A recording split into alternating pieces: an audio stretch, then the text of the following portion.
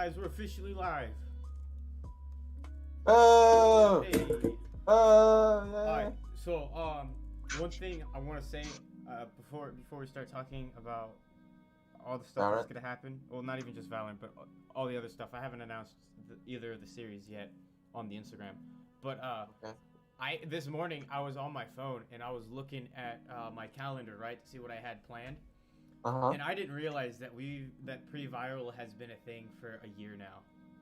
A year? As of Saturday, it's been around a year. So you haven't do the 1 year anniversary? Nope, that's what today is. Oh my god. So today is the 1 year anniversary pre-viral. It's so choppy. Yeah, it's a little late. But you know, no one really knows the actual date except for Michael and myself because it's in our calendars. So yeah, we've been around a year, and because of that year, I decided, hey, we should put out some more in-depth content, right, to celebrate it and, you know, begin the new era.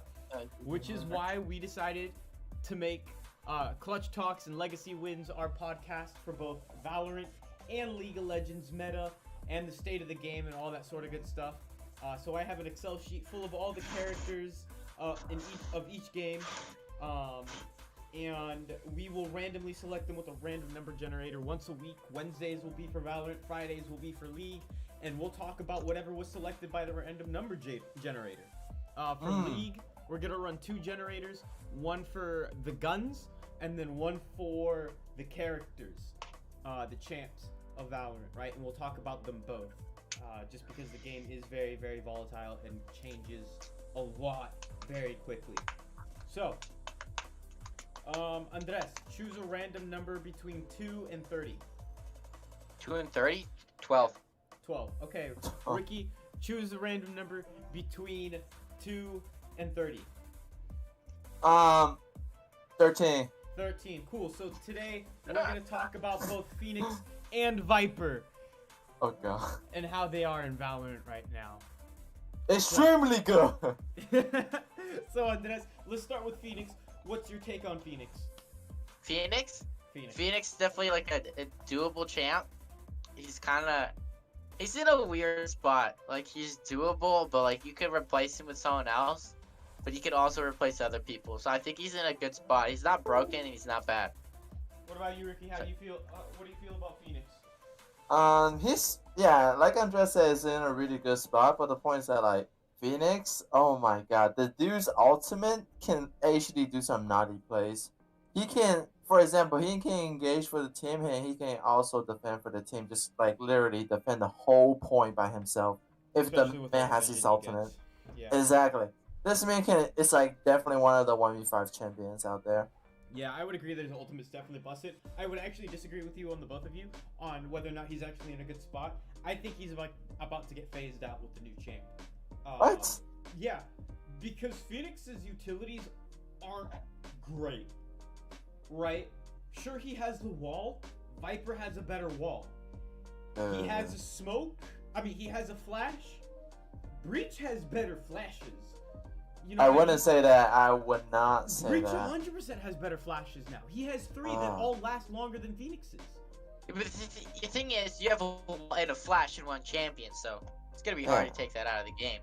Yeah. Cypher, Killjoy could replace Cypher, and she hasn't at all. That I would disagree with. I still think Cypher actually has more viability than Killjoy, strictly because of his camera and smokes.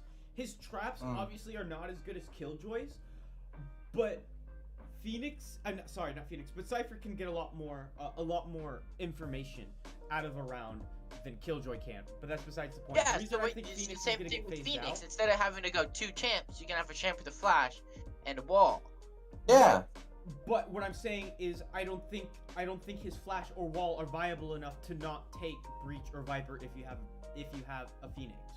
Like, I would say that having a Breach and a Viper, or even just a Breach and or a Viper and an Omen, or even just Omen. I think Omen is more viable than Phoenix is, because his blind. Omen's just one of the best champs right now, though. Like, so he has you can't really bring Omen in this. He has the 2 smokes. He has the maneuverability of both his ult and his little smaller teleport, and he has his paranoia. His paranoia is insane, by the way, because of its range. Like, literally with his paranoia, you can go from, let's say on Ascend, you know that archway that has that bit that goes into heaven? From that archway, you can paranoia all the way to heaven and blind everything in between. So if you're on the left towards that sliding door, you can throw your paranoia after you smoke, blind the person who's behind the wall in heaven, blind the people who are up against that little barrier on the left side of heaven, and blind anybody who's coming up from that sliding door. And for a really long time too. Like, with this new champ, I think Phoenix will get phased out because my gut feeling is telling me the new champ's gonna be another duelist because they really don't have a lot to create another support character with, especially after they release Killjoy. This new champ's gonna be another duelist, and he's gonna replace Phoenix. That's what I think is gonna happen. So I don't think Phoenix is bad. I just don't think he's in a good place with the current game meta because he's about to get phased out. Now Viper, what do we think of Viper? Ricky, what's your take on Viper? Viper, absolutely. You just gotta know how to play her, or else you're just garbage. Just don't even play her. Don't even try to play her. Even after First of all, you still feel this way after she got buffed, where like her smokes don't hurt teammates anymore? No, I still don't think it's a viable champ sometimes. I mean, yeah, she's absolutely great, and like, for example, you capture the point, and then it's only you left, your ultimate. Yeah, that's great and all that, but the point is, how should I say? Her skill floor is really high. Yeah, her skill floor is really high. It's really extremely high, because you gotta know where to throw your walls. Your walls can fuck your teammate up really hard sometimes. Oh yeah, for sure. For sure. What about you, Andres? What do you think of Viper? Kind of same, because she does have a really good wall and stuff, but if you mess up on her wall, you can't use her Q. You mess up with her Q, can't use her wall. What do you mean? Because when you play Viper, so your Q, you shoot down your Q, and you can cast it whenever you want. But then, it's like having mana. She basically has mana, so she has this poison bar, and if it's depleted, she can't use any of her abilities. Except for her shoots her poison, because it doesn't use the so-called mana. So if you mess upon her wall, you won't be able to use your Q. And if you mess upon your Q, you can't use her wall, because you don't have the mana to use it. So she's very iffy. So like, yes, she has a pretty good kit and can do a lot of things, but her ultimate is like it's a double-edged sword. You can clutch it, or you just totally ruin your whole entire team and ruin everything with it, or it goes really well. Yeah, and same with your wall. Your wall can be amazing, or it just bites you in the butt really hard. Yeah, I guess. I don't know. I mean, I do agree with Ricky that Viper definitely has a really high skill floor, which is what makes her, I would say, almost not viable until after gold. Even if you learn all the lineups and stuff, the timing and when to trigger your smokes and stuff is absolutely crucial. But I would also disagree with Andres. No, I wouldn't disagree with Andres, because you're right. Like, her Q can definitely screw her over, but it doesn't use up enough toxin to make the wall no longer viable. Like, you can use both and have enough mana, because you can turn your wall on and off, right? Yeah, but for the time, you guys, there's delays. Her delay for her wall is pretty long, especially when you make a really long wall, because it has to start from point A and then shoot all the way to point B, and when you turn it off, it's pretty slow. So it can really bite you in the butt still. I guess it's... I would say that Viper is probably like one of the most busted support champs in the game right now, because you can throw her wall early, right before the walls go up, like in the pregame, and then throw it up immediately, right? And then like have it go up right after you've thrown it down, and that's phenomenal, right?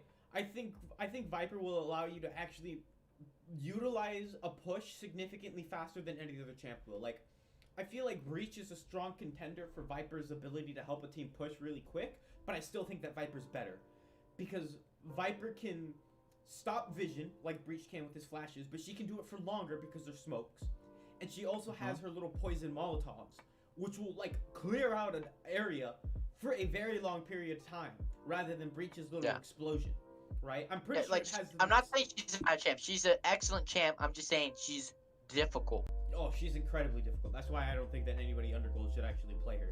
Because even if you could be good at Viper, let's say you are a great Iron Viper, hypothetically, okay? Realistically, not gonna happen, but hypothetically, you're like an S tier Viper in Iron, okay?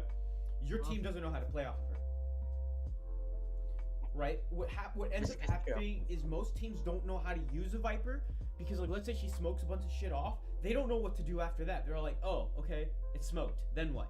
Nobody utilizes the lack of vision to their advantage, right? That's what happens all the time, right? People, like, even with Phoenix, with Breach, with Omen, right? People will flash and blind, and then they just won't push. And it's like, what the fuck? I just blinded them. They don't know where you are. Just fucking push. But it doesn't happen. Yeah. And I feel like that's part of Viper's downfall is the fact that no one knows how to play off of her, right? Even with Viper's ultimate, like, realistically, if Viper ults, you should not be in there with her. She should be the only one in her ultimate. Everybody else should be holding angles outside of the ultimate to prevent people from getting into it. Right? Yeah, that's what I'm saying. It's super iffy because you can really mess up doing that. You can really big down goof doing that type of stuff. Yes, but even then, I would still disagree with you. Like, all the sites have enough space where she can ult, and everybody else can still be outside of the ult and have a lot of vision. Yeah. Like, the only site that I can think of where you would actually be fucked if she ulted is a site in Haven. With the long hallway in Heaven. That's the only site where she would be permanent, where she would her ult covers up. I've seen it plenty of times, too many times. It just messes up everything. I guess, but again, that's not necessarily the fault of her ult. That's the fault of first Viper, and second, the rest of the team not knowing how to position around the ult. Bro, I tuned in late. What did I miss? So, we announced 2 new series. We announced Clutch, what was it called again? I already forgot. Fuck. Big Boy Clutch. Yeah. Clutch Talks, where we talk about Valorant meta and Valorant strats. And that's going to be happening every Wednesday before, like, we actually start playing games. And then we're going to have Legacy wins every Friday before we start playing games. So that's what we announced. New era, right? New era of pre-viral. It'll be good. And then, another thing I forgot to announce. I'm actually partnering with somebody to make streetwear for pre-viral. A buddy of mine, Jackson Leonard, he's starting his own streetwear brand, and him and I are gonna partner, and we're gonna be making streetwear for pre-viral and himself. So keep on the lookout for that. It's gonna be hella fire merch, hella fire stuff that you can wear on the daily that doesn't feel like, ugly to wear, and like a graphic tee that you would buy at Walmart. Like, this is gonna be like quality shit, dude. This will make you look fly stuff. So those are the announcements for today, as a celebration of our 1-year anniversary. Fuck, we've been around for a whole year, and Ricky's been around since the beginning. Same with Andres. Like, shit. Hey! We've been around since forever, dude. Same with Cole. Cole's been around since the beginning too. Like, shit, dude. It's been a whole fucking year. Can you believe it? Oh yeah. Do y'all still remember the tournament that never happened? Yeah, dude. Dude, I was so hyped on that tournament too, because, like, I was like, dude, we got a prize pool, we got people, and then, like, we had a bunch of people that are like, yeah, I want to play, yeah. Like, and then they're just psych. Yeah, we had like 35 people that, like, confirmed they wanted to play, and then none of them showed. Yeah, I was like, well, it sucked. It was like, why did you even reach out to me to want to play? Like, fuck. I know. I was so mad, but I was. We had like a siege, and then we had like a league, but nobody came. Yeah. Yeah. And then the Discord server basically died because all the people were like, yeah, nah. Yeah, but realistically, like, I don't even blame the Discord server for dying, right? Because pre-viral has changed so much since we started. Like, originally we were about, like, promoting teams and players and shit and orgs, helping people go pro. And then from there, it was like, nah, fuck it. We want to focus on content creators and helping them build content, right? And then now I'm all like, okay, I'm just going to help content creators make content. And then the gaming lounge happened. That was another phase. We had the gaming lounge, right? And I was like, okay, this will be great. We could pick up where we left off with helping people go pro, helping people build teams, helping people coach teams, all that sort of stuff, right? And then that fell through because of COVID. and now we're back at it again, just making content, helping content creators, helping players, like, just learn how to play and shit.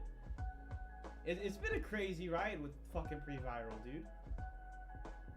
I just feel like I don't know, I feel like this Discord server got set up way too fast. Like, we didn't have enough people, and then it just got way too professional, you feel me? I guess. this was the original plan. First, we were gonna build the Discord server, build a community, and after we had the community, Michael and I, one of the other founders, we're gonna make a website for all the people in the Discord to then make accounts on the website so they can connect with each other, right? I see. Because this was eventually gonna become like a social media app. Mm-hmm. And then it just never came into fruition because Michael decided to go to an island that's fucking, God, like 12 hours ahead of us or something stupid like that, 13 hours. So that fucked everything up. So then I was like, alright, fuck it, we'll just make content until he comes back, and we've been just waiting for him to come back from the fucking island, really, to pick anything up like that again. I don't think it's gonna happen anymore. I think we're just gonna stick with making content, podcasts, and shit like that primarily. I see. But yeah, dude, Revival's been on a fucking crazy journey. Who just disconnected? Oh, who left? This fucking lost internet, dude. He's fucking gone. Oh my god. Either that or his PC crashed again, fucking loser. I think he crashed because he was trying to launch Siege like 3 times. And that's probably what happened. That's tough. Oh, that's funny, dude. I got a Snapchat from somebody. Who is it? But yeah, Luis, that's what's happening, dude. Basically, what you miss, everything. What you missed, yeah. So I'm gonna be posting the conversations that we had, permanently on YouTube. Fucking God tier scav run. Is that an MP7 in the bottom right? No, that's not an MP7. I don't think. I don't think